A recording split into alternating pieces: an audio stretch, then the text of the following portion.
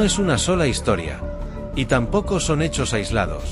Porque mientras todos los reflectores apuntan hacia una posible caída, mientras los titulares hablan de líderes que desaparecen, mientras el ciclo informativo celebra lo que parece ser un golpe al sistema, algo completamente distinto está ocurriendo en el fondo.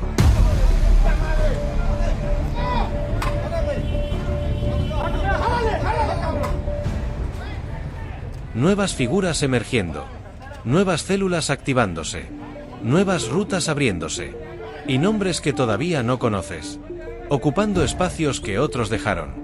El sistema no está cayendo, se está reconfigurando, y esa distinción es todo, porque un sistema que cae genera un vacío, un sistema que se reconfigura genera algo nuevo, algo que todavía no comprendes del todo. Algo que va a operar de maneras que todavía no estás monitoreando. Algo que ya está en movimiento mientras tú sigues mirando lo que acaba de caer. Eso es lo que vamos a ver hoy. No los nombres que cayeron. Lo que tomó su lugar. Empecemos por algo que parece claro, pero que necesita más análisis. La posible caída del Mencho. Nemesio Oseguera Cervantes. El líder del CJNG. El nombre que encabezaba las listas de buscados más peligrosos. El objetivo que las agencias de seguridad de múltiples países llevaban años persiguiendo.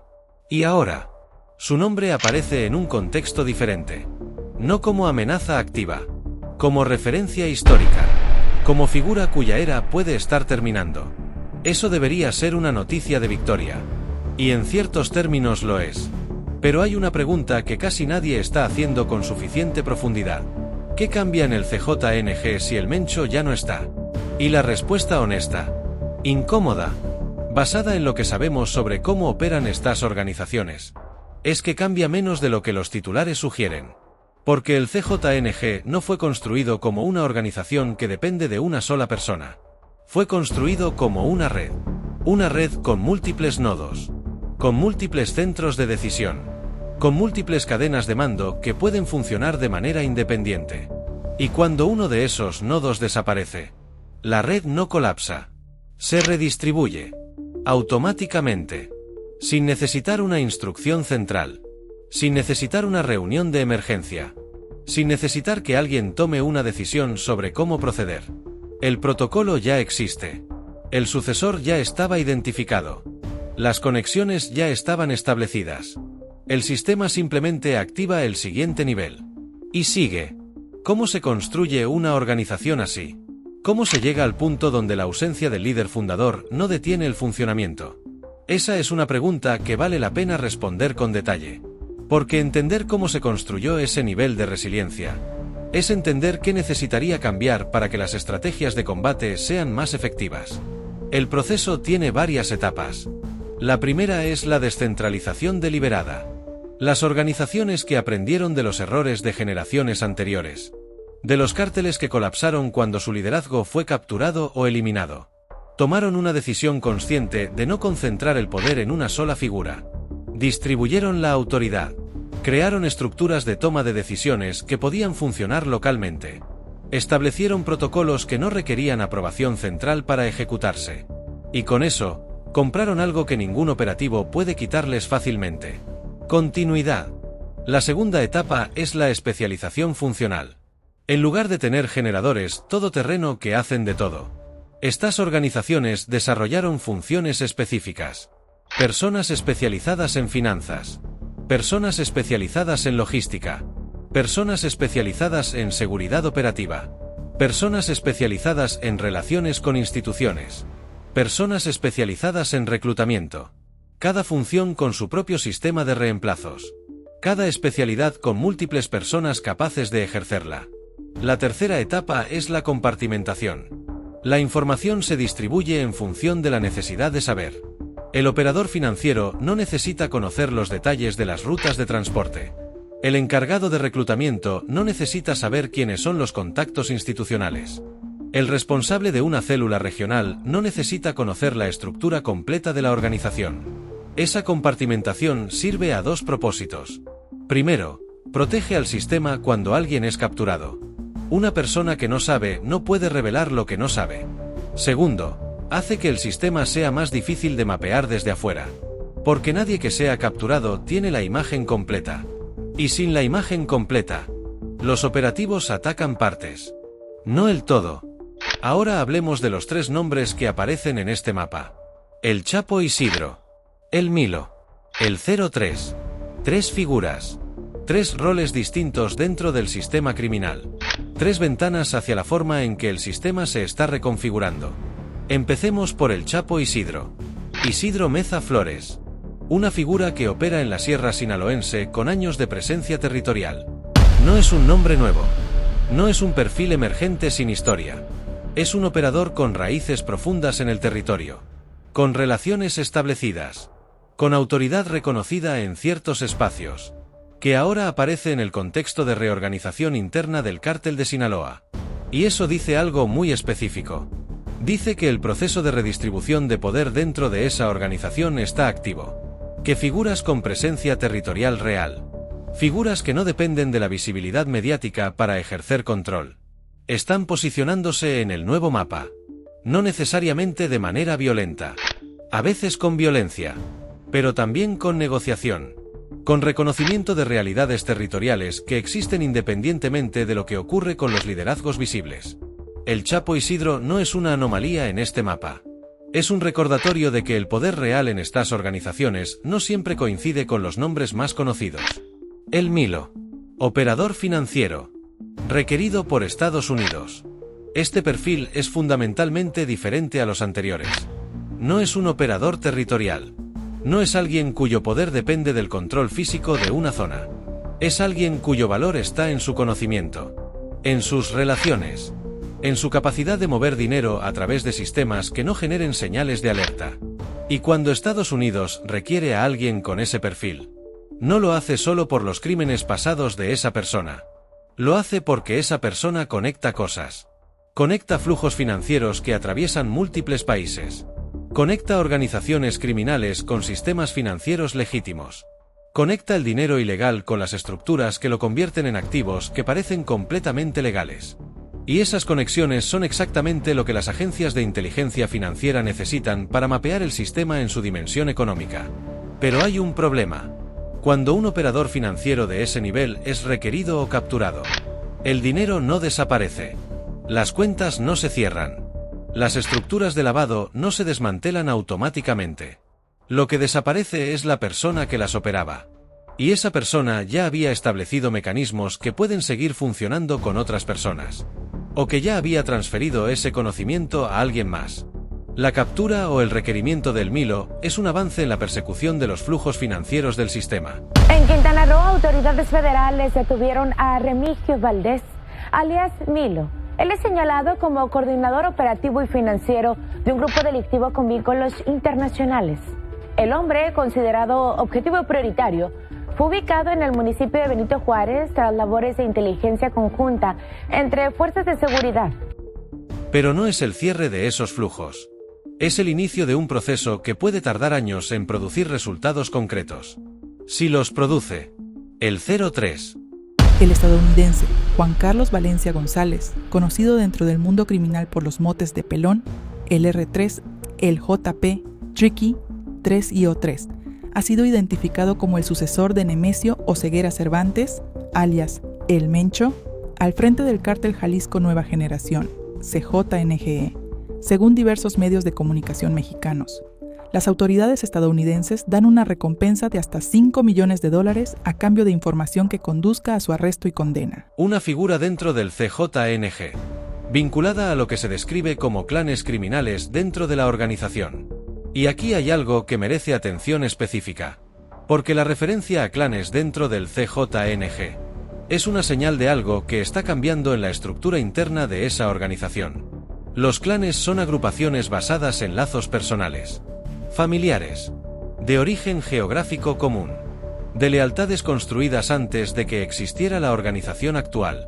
Cuando esas agrupaciones empiezan a ser visibles dentro de una organización, es porque la organización está en un proceso de consolidación de lealtades internas, de establecimiento de quién responde a quién, de definición de los límites entre las distintas esferas de influencia dentro del sistema. Ese proceso ocurre inevitablemente en periodos de transición.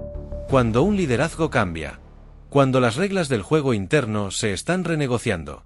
Cuando el equilibrio anterior ya no aplica y el nuevo todavía no está establecido. El 03 no es solo un nombre en una lista de objetivos. Es un indicador de que el CJNG está en un momento de reconfiguración interna. Que ese proceso tiene actores identificables. Y que esos actores van a determinar la forma que tenga el CJNG en los próximos años. Ahora hablemos de algo que parece completamente distinto de todo lo anterior. Pero que está profundamente conectado. La digitalización de aduanas. México apuesta por esta estrategia para frenar el contrabando. Y antes de que esto parezca una noticia técnica sobre política pública, detente. Porque esta noticia revela algo sobre dónde está el Estado intentando actuar. El contrabando no es solo un problema de recaudación fiscal. Es una de las bases logísticas del crimen organizado. Las mismas rutas que mueven mercancías de contrabando. Mueven precursores químicos. Mueven armamento. Mueven dinero en efectivo. Mueven personas. Las mismas estructuras de corrupción que permiten el contrabando son las que protegen el movimiento de producto criminal. Cuando el Estado decide apostar por la digitalización de aduanas, está reconociendo que ahí hay un punto crítico. Un punto donde la información incompleta o manipulada permite que cosas pasen que no deberían pasar. Y está intentando cerrar ese punto con tecnología. Eso es un movimiento estratégico real. No solo operativo. Porque ataca la infraestructura del sistema. No solo sus expresiones visibles. Pero aquí viene la pregunta que siempre tiene que acompañar este tipo de iniciativas. ¿Qué hace el sistema cuando se cierra un punto de paso? Busca otro. Y generalmente lo encuentra. Porque el sistema tiene más flexibilidad para adaptarse que las instituciones del Estado para implementar nuevos controles. La digitalización de aduanas puede generar resultados importantes. Puede cerrar ventanas que hoy están abiertas. Puede generar datos que permitan identificar patrones que antes eran invisibles. Pero también va a generar una respuesta del sistema. Una búsqueda de nuevas vulnerabilidades. Nuevas formas de mover lo que ya no puede moverse por los mismos canales de antes. Y esa búsqueda ya está en proceso. Probablemente empezó antes de que la iniciativa de digitalización fuera anunciada. Hablemos ahora de las declaraciones políticas. Porque hay algo en este panorama que rara vez se analiza con la atención que merece.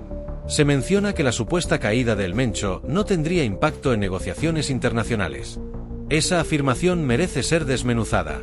Porque si la desaparición del líder más visible de una de las organizaciones criminales más grandes del mundo no tiene impacto en las negociaciones entre países sobre cómo combatir esa organización, entonces estamos ante un reconocimiento implícito de algo muy importante. El sistema no depende de sus líderes.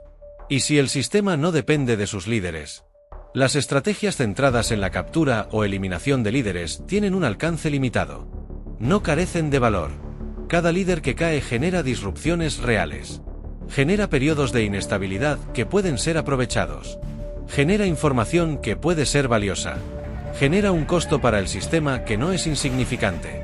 Pero no resuelve el problema de fondo. Porque el problema de fondo no es quien lidera el sistema. Es que el sistema existe y tiene la capacidad de reproducirse independientemente de quien lo lidera. Y reconocer eso, aunque sea de manera implícita en declaraciones sobre el impacto de una caída, es un primer paso hacia estrategias más efectivas. El segundo paso es actuar en consecuencia. Y eso requiere algo que los ciclos políticos hacen difícil. Estrategias de largo plazo que no prometan resultados inmediatos. Que no puedan celebrarse con un titular de captura. Que requieran inversión sostenida en áreas que no generan visibilidad política. Pero que son las únicas que pueden cambiar la tendencia de fondo. Volvamos a Ciudad de México. Miles de detenidos. Armas aseguradas. Un operativo de gran escala. Números que comunican acción. Que comunican presencia del Estado. Que comunican que algo está siendo hecho. Y algo está siendo hecho. No lo neguemos. Pero hay una pregunta que esos números no responden. ¿Qué porcentaje del sistema fue afectado? No en términos absolutos. En términos relativos. Si el sistema tiene capacidad para operar en múltiples estados simultáneamente. Si tiene estructuras en Ciudad de México, en Sinaloa, en Nayarit, en Tabasco y en decenas de otros puntos al mismo tiempo. ¿Qué representa el impacto de un operativo, aunque sea grande, sobre el conjunto? Esa pregunta es incómoda. Porque la respuesta honesta es que probablemente representa menos de lo que los titulares sugieren. No porque el operativo haya sido mal ejecutado, sino porque el sistema que estamos enfrentando tiene una escala que hace que incluso los operativos más grandes sean ataques a partes, no al todo. Y mientras el todo siga funcionando, las partes se regeneran. Aquí es donde necesitamos hablar de algo que une todos los elementos que hemos visto: la capacidad de adaptación. Este es, posiblemente, el rasgo más importante del sistema criminal en México hoy. Y también el menos visible. Porque la adaptación no genera titulares. Lo que genera titulares es la acción, el enfrentamiento, la captura, el decomiso. Pero lo que determina si el sistema sobrevive es lo que ocurre después de esos momentos. La evaluación interna, el análisis de qué falló, el ajuste del protocolo, la búsqueda de la nueva ruta, el nuevo método, el nuevo perfil que sea menos detectable. Ese proceso ocurre en silencio, sin cobertura mediática, sin titulares, pero con consecuencias que van a ser visibles semanas o meses después. En un nuevo evento, en un nuevo lugar, con un método que nadie estaba anticipando, porque incorporó el aprendizaje del ciclo anterior. La adaptación es el mecanismo que convierte cada golpe al sistema en información que hace al sistema más resistente al siguiente golpe. Y entender eso es entender por qué el problema persiste a pesar de décadas de operativos. Hablemos de las rutas. Porque las rutas son la columna vertebral del sistema. Y están en constante movimiento. Una ruta no es solo un camino físico. Es una cadena de acuerdos. Acuerdos con personas que controlan puntos de paso. Acuerdos con funcionarios que miran para otro lado. Acuerdos con transportistas que mueven el producto. Acuerdos con personas que lo reciben en el destino. Toda esa cadena de acuerdos tiene que ser mantenida. Tiene que ser financiada. Tiene que ser renegociada cuando algún elemento cambia. Y cuando una ruta se cierra, ya sea por un operativo, por un cambio en los acuerdos, o por la caída de alguien que era clave en esa cadena, el sistema no se detiene. Activa protocolos de contingencia. Busca rutas alternativas que ya tenía identificadas. Negocia nuevos acuerdos con nuevas personas en nuevos puntos. Y mientras ese proceso de reconstitución de la ruta ocurre, sigue operando con las capacidades que no fueron afectadas. Eso explica algo que aparece consistentemente en el análisis del crimen organizado. Los decomisos grandes no siempre corresponden a reducciones en el volumen que llega a su destino. Porque el sistema ya calculó que un porcentaje de sus envíos va a ser interceptado. Y diseñó su operación asumiendo esa pérdida. Las rutas están diseñadas con redundancia, con alternativas, con flexibilidad para redistribuirse cuando un punto se vuelve problemático.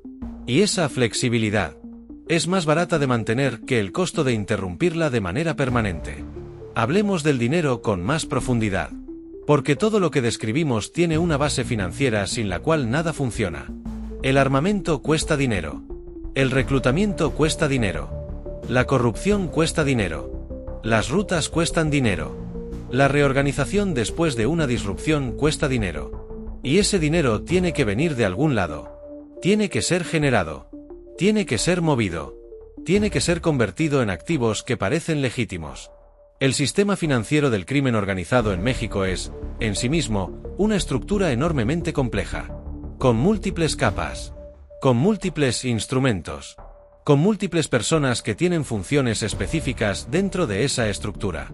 Hay personas que recolectan el efectivo de las operaciones. Personas que lo consolidan y lo preparan para ser movido. Personas que lo transportan físicamente. Personas que lo introducen al sistema financiero formal a través de estructuras que parecen negocios legítimos. Personas que lo mueven entre jurisdicciones para dificultar su rastreo. Personas que lo invierten en activos reales que generan ingresos que pueden ser declarados. Cada una de esas funciones requiere personas con habilidades específicas. Requiere conocimiento del sistema financiero. Requiere relaciones con instituciones que, consciente o inconscientemente, facilitan el proceso. Y requiere una sofisticación que aumenta con el tiempo. Porque las autoridades financieras también aprenden. También desarrollan mejores herramientas de detección. Y el sistema responde desarrollando métodos que evaden esas herramientas. El requerimiento de El Milo por parte de Estados Unidos es evidencia de que ese proceso de persecución financiera está activo y generando resultados. Pero también es evidencia de que la dimensión financiera del sistema es suficientemente compleja como para que una figura como el Milo exista y opere durante años antes de ser identificada y requerida. Hay algo que necesitamos nombrar directamente: el papel de las economías locales. Porque el sistema criminal no opera en el vacío. Opera en territorios. Y en muchos de esos territorios, la economía criminal no es paralela a la economía formal. Es parte de ella. Está entretejida con ella. De maneras que son difíciles de separar sin afectar a personas y comunidades que no tienen nada que ver con el crimen organizado.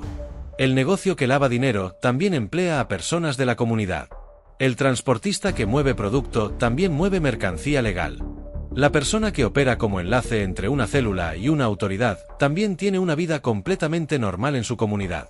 Esa integración entre la economía criminal y la economía formal, en ciertos territorios, es uno de los factores que hace que el sistema sea tan difícil de combatir sin causar daño colateral significativo. Y es uno de los factores que genera resistencia social a ciertas estrategias de combate. Cuando un operativo cierra un negocio que lava dinero, también puede cerrar fuentes de empleo para personas que no sabían lo que estaba ocurriendo. Cuando una estrategia económica ataca los flujos financieros del crimen, puede también afectar a comunidades cuya economía informal está parcialmente integrada con esos flujos. Esas tensiones son reales. Y son parte del contexto que las estrategias de combate tienen que navegar. No son excusas para no actuar. Son complejidades que tienen que ser consideradas para que la acción genere los resultados correctos. Conectemos ahora todo lo que hemos visto con la pregunta que planteamos al inicio. El sistema no está cayendo. Se está reconfigurando. ¿Qué significa esa reconfiguración en términos concretos? Significa que el Chapo Isidro y figuras similares están consolidando su posición territorial en el nuevo mapa de poder dentro del cártel de Sinaloa.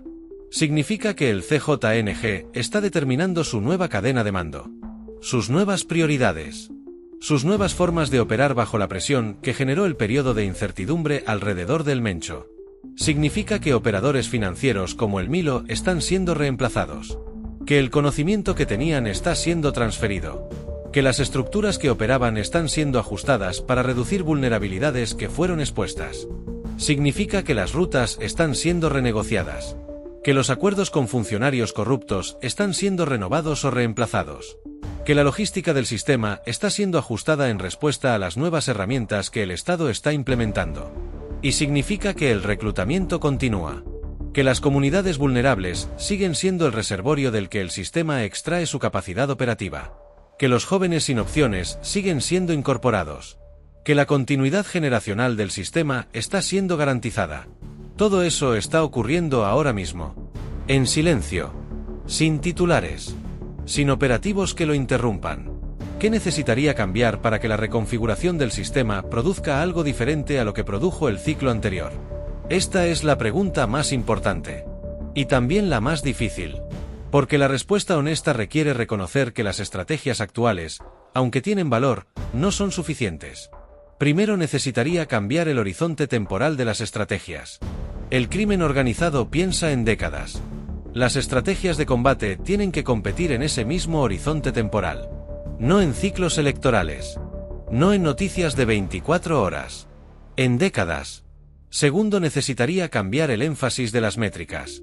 Capturas y decomisos son métricas fáciles de comunicar. Pero no son las métricas que indican si la tendencia de fondo está cambiando. Las métricas de tendencia de fondo son más difíciles de medir. Y más difíciles de comunicar políticamente. Pero son las que importan. Tercero, necesitaría cambiar la escala de la cooperación internacional. No la cooperación que ya existe. La cooperación que todavía no existe.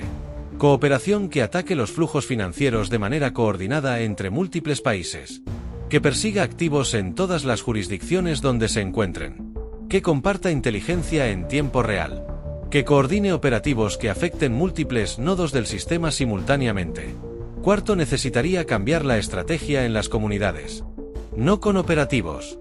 Con inversión. Con presencia institucional real que ofrezca alternativas al reclutamiento. Con programas que lleguen antes de que el sistema criminal llegue. Con opciones que hagan que la incorporación a una estructura criminal no sea la única salida visible. Y quinto, necesitaría cambiar la tolerancia hacia la corrupción institucional. No como discurso.